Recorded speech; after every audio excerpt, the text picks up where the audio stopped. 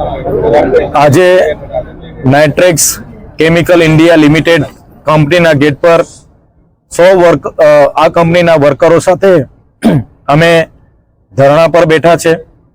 આ કંપનીના મેનેજમેન્ટ પાસે આ વર્કરો વતી અમારી એટલી જ માંગણી છે કે 2011 થી કેટલાક વર્કરો અહીંયા કામગીરી કરે છે, આજ દિન સુધી એ લોકોની પગાર સ્લીપો એમને આપવામાં આવી નથી।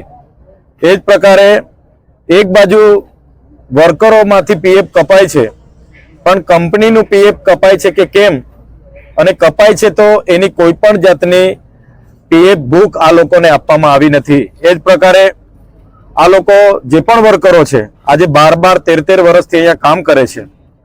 100 ટનનું પ્રોડક્શન હતું એને 1200 ટન સુધી આ જ વર્કરોએ પહોંચાડ્યું છે। આ કંપની બીજો પ્લાન્ટ પણ અહીંયા નાખી રહી છે। આટલો બધો વકરો કરતા હોવા છતાં આ તમામ વર્કરોને આજે પણ શ્રમિક તરીકે મિનિમમ વેજીસ પ્રમાણે જ એમનો પગાર ચૂકવવામાં આવે છે। કોઈ પણ વર્કરને અત્યાર સુધી ઇન્ક્રીમેન્ટ આપવામાં આવતું નથી।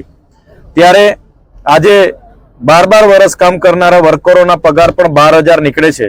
ત્યારે અમે કંપની પર બે જ માંગણી અમે કરી છે કે જે કંપનીના કામદારો છે એમને કોન્ટ્રાક્ટર દ્વારા જે કામ કરવામાં આવે છે એની જગ્યાએ જે લોકોને 3 વર્ષ પૂરા થયા છે એમને ડાયરેક્ટ કંપની એમ્પ્લોય બનાવવામાં આવે અને કંપની દ્વારા ડાયરેક્ટ એમની સાથે પગાર સ્લીપનું, પીએફ બુકનું, મેડિક્લેમ્પનું બધું કંપની દ્વારા એમના પર સાથે સીધું કરવામાં આવે એવી અમારી માંગણી છે। બીજી કે જે વર્કરો 3 વર્ષથી લઈને 5 વર્ષ સુધી કંપનીમાં છે, કેટલાક 5 વર્ષથી 10 વર્ષ સુધીના કંપનીમાં છે, કેટલાક 10 વર્ષથી ઉપર સુધી આ કંપનીમાં એમણે કામ કર્યું છે, ત્યારે એમના ઇન્ક્રીમેન્ટ પ્રમાણે સરકારના ધારાધોરણ મુજબ એમના પગાર ધોરણ વધારો કરવામાં આવે એવી અમારી માંગણી છે।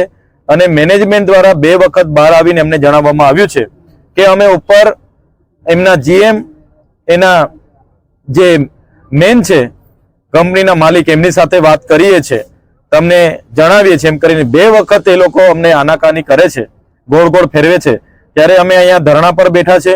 જ્યાં સુધી આ કામદારોને ન્યાય નહીં મળશે, એ 2 દિવસ હશે, 5 દિવસ હશે કે મહિનો હશે, અમે બધા જ લોકો અહીંયા બેસવાના છે અને ધરણા અમારા કાર્યક્રમો ચાલુ રહેશે।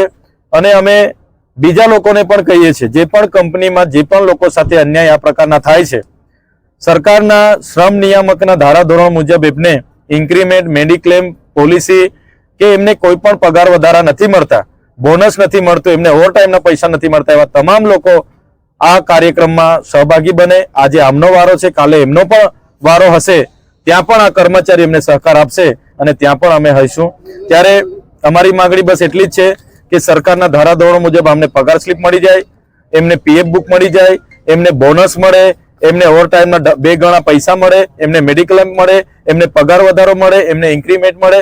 આ જ અમારી માંગણી છે। જો એ સ્વીકારવામાં નહીં આવશે તો અહીંયા ખૂબ મોટું આંદોલન થશે, એની સંપૂર્ણ જવાબદારી આ કંપનીની રહેશે।